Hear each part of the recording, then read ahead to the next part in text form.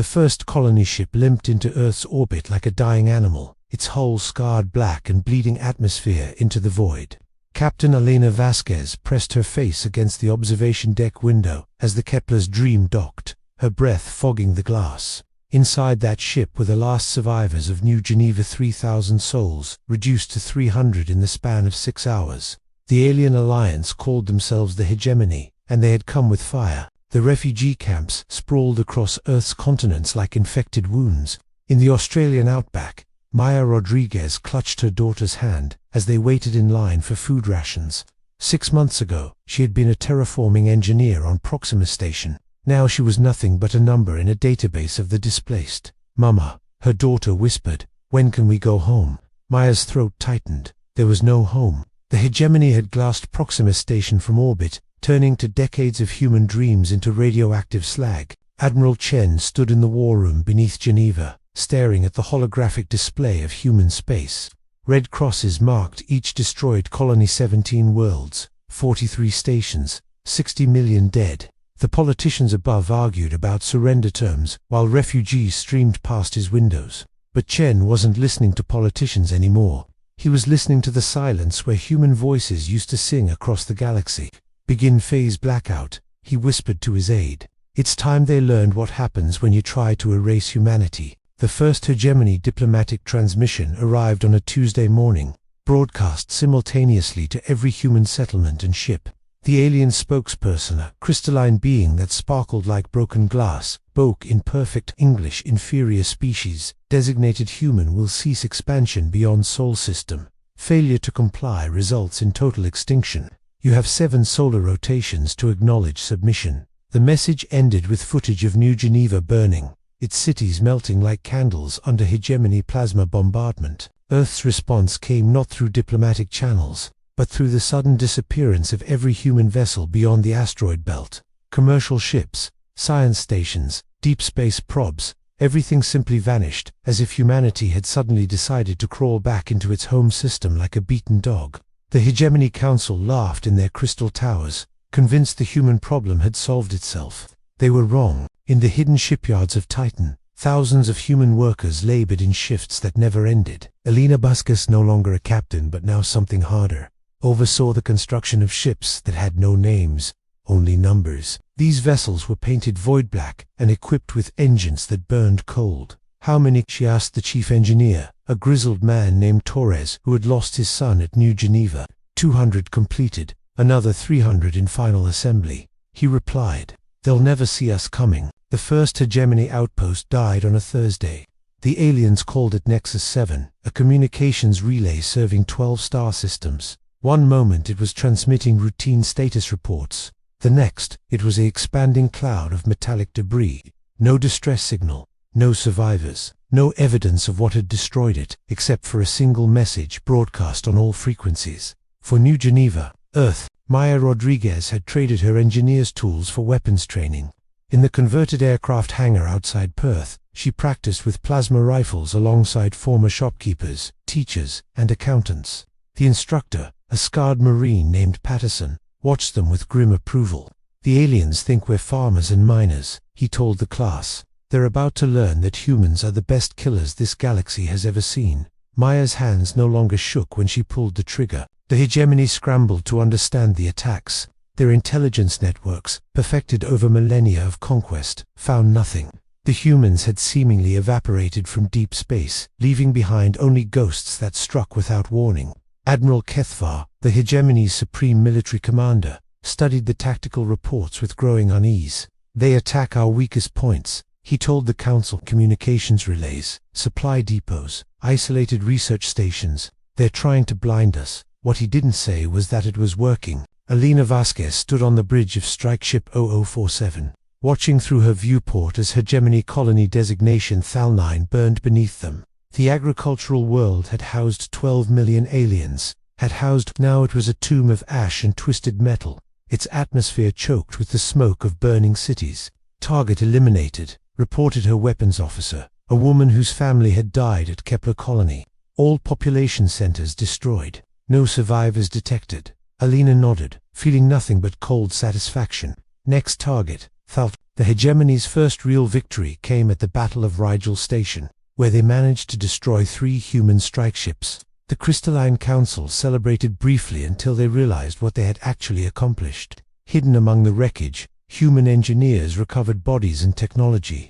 Within a week, the Hegemony's encryption codes had been cracked, their supply routes mapped, their military communications laid bare. The hunters had become prey. Admiral Chen broadcast humanity's ultimatum on every frequency the galaxy could hear. His image appeared in Hegemony Council chambers, on civilian communication networks, and in the command centers of alien fleets. "You have attempted to erase humanity from the stars," he said, his voice carrying the weight of 60 million graves. "For every human world you destroyed, we will erase 3 of yours. This is not a negotiation.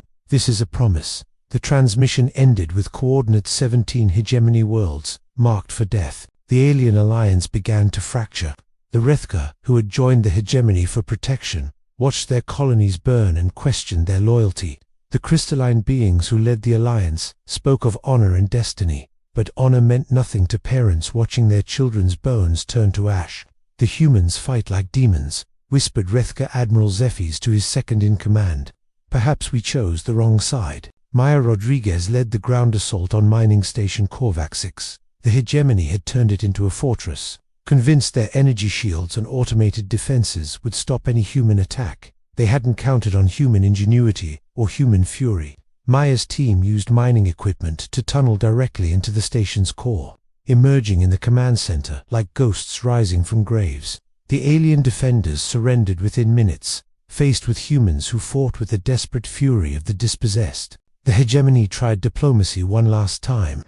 Admiral Kethvar met Alina Vasquez in neutral space, aboard a small diplomatic vessel that felt more like a tomb than a conference room. "Your species commits genocide," the alien admiral said through his translator.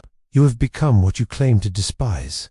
Alina smiled, an expression that never reached her eyes. "We learned from the best teachers." She stood to leave.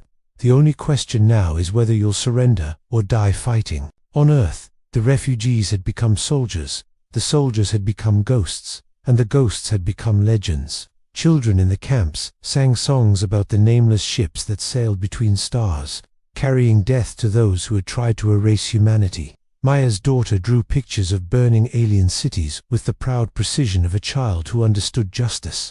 "They tried to make us disappear, Mama," she said, "but we're the ones making them disappear instead." The Battle of the Hegemony Core lasted 7 hours and changed the balance of power in the galaxy forever.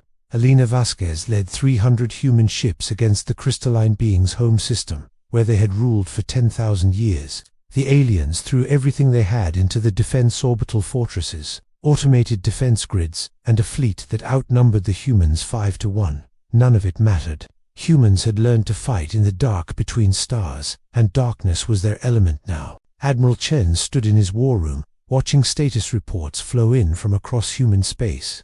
The Hegemony's military command structure had collapsed.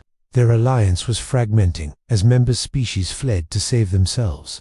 Refugee ships clogged hyperspace routes as alien populations evacuated their core worlds. "Sir," his aide reported, "we're receiving surrender offers from 14 species. They want terms." Chen studied the holographic display, where red crosses now marked alien worlds instead of human ones. "Tell them terms are simple: unconditional surrender and reparations for every human life they took." Maya Rodriguez returned to the ruins of Proxima Station aboard a human transport ship. The radiation levels had dropped enough for brief visits, though the colony would remain uninhabitable for centuries. She knelt in what had been her daughter's school and collected a handful of radioactive soil. "This is why we fight," she whispered to the empty wasteland. Around her, the ghosts of 2 million humans seemed to whisper agreement. The final Hegemony stronghold fell on the anniversary of New Geneva's destruction. Alina Vasquez walked through the corridors of the crystal spire that had once commanded an empire, her boots echoing in halls where alien generals had planned humanity's extinction. The defenders were gone, fled, dead, or surrendered. Only silence remained, and the soft hum of human ships in orbit above. She opened her communicator and spoke words that would echo across the galaxy. "All Hegemony military forces are eliminated. The threat to humanity has been neutralized. We can go home." But there was no going home. The colonies lay in radioactive ruins, and Earth was overcrowded with refugees who had nowhere else to go. Instead, humanity did what it had always done: it adapted. New colonies rose on the ashes of alien worlds, built by people who understood the price of paradise. Children who had been born in refugee camps grew up to become explorers and engineers, carrying their parents' memories into the dark between stars. The galaxy learned to speak of humans in whispers. They were the species that refused to die, that turned extinction into expansion, that answered genocide with judgment. Pirates avoided systems with human colonies. Alien governments taught their children cautionary tales about the price of underestimating Earth. The hegemony became a memory, a lesson in what happened when civilizations tried to erase humanity from existence. Years later, Maya Rodriguez stood on the observation deck of New Proxima Station, all built in orbit around her old homeworld. Her daughter, now grown and serving as a colonial administrator, joined her at the window. Below them, the planet slowly healed, its radioactive scars fading under the patient work of terraforming engineers. "Do you think they'll try again?" her daughter asked. "Someone, somewhere, deciding humans should disappear." Maya smiled, watching human ships move between the stars like schools of steel fish. "Let them try," she said. "They wanted to erase us from the galaxy. Instead, we erased them. The next species that threatens humanity will learn the same lesson." She touched the memorial plaque on the wall, engraved with the names of 60 million dead. "We remember our ghosts, and our ghosts remember how to fight." The stars stretched endlessly beyond the station, filled with new human colonies, new dreams, new hopes, but also filled with the knowledge of what humanity could become when pushed too far. Earth had written its message across the galaxy in the ashes of alien worlds: touch us and burn.